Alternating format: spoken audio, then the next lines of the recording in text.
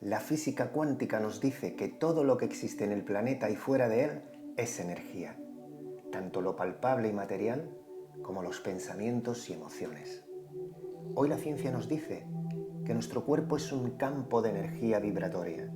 Cada ser humano, cada animal o planta emite su propia vibración. Incluso los tiempos en que vivimos o fechas como la Navidad tienen su propia energía, su propia vibración. Pero tu energía no está en una fecha del calendario, ni tampoco en la época en que estés viviendo, porque tu energía primordial no está fuera, está dentro de ti. Y tú puedes elegir cada momento qué energía quieres sentir, qué energía quieres compartir y transmitir al mundo que te rodea. No sabemos qué puede pasar mañana, pero lo que sí sabemos a ciencia cierta es que la vida cambia rápidamente y que se puede ir en un instante. Así que no esperes a la próxima Navidad.